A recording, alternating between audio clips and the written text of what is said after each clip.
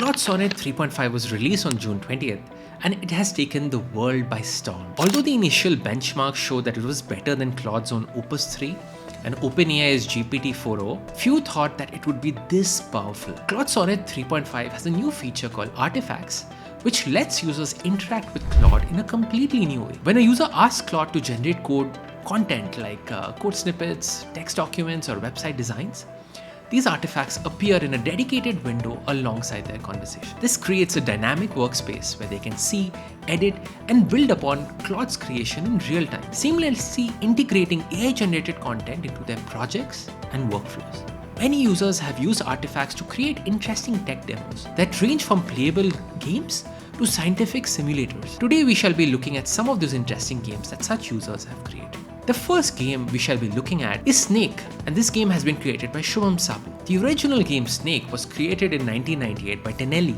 as one of the 3 games included in the Nokia 6110 cellular phone. In the game, the player controls a snake in a playing field, collecting orbs which gives the player points and makes the snake grow in size. At the same time, the snake has to avoid the walls and the snake's own body. In this demo, Shubham manages to recreate the core aspects of this game with a simple prompt, with no coding interventions. He then changes the background to make it look so much better as well. Just imagine what you can do with a little bit more effort. Secondly, user Amar Reshi recreated core parts of the cult first-person shooter Doom in just 3 prompts. The crazy thing is that the game has a procedurally generated map, which is dynamic in nature, sound effects, zombies that come after you, and a mini-map. While it doesn't fully represent the layout of the original Doom game when it came out, this is just an amazing beginning. Finally, user Joshu has created a fully functional Backgammon app using artifacts. Now, building basic games is one thing,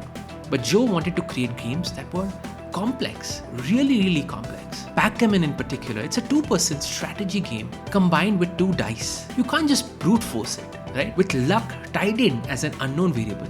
Claude just can't do an explicit look ahead or tree search computation. This is beyond all of that. Claude wasn't able to code Backgammon in one shot, but it was close. With 1 extra screenshot of setup and mechanics, all done in natural language by the way. It delivered a Backgammon web app with 0 lines of code from Zhu. In fact, she just described the game conceptually and Sonnet 3.5 did the rest. This matters because the long tail of software is finally being served. There are countless niche apps and tools that never get built because the market is just too small to justify development costs. Artifacts change that equation today. Non-developers can build their own internal tools. Every company has their own processes that could be improved with custom software. Now, non-technical employees can build those tools without coding. An idea to implementation time is significantly shortened. When the barrier to entry drops this low, we'll see an explosion of creative apps and software which nobody thought they could build. And this was just the first in our series to see what Claude Sonnet 3.5 can do with artifacts. Stay tuned to TheOutpostai to see what we are diving into next, from scientific simulators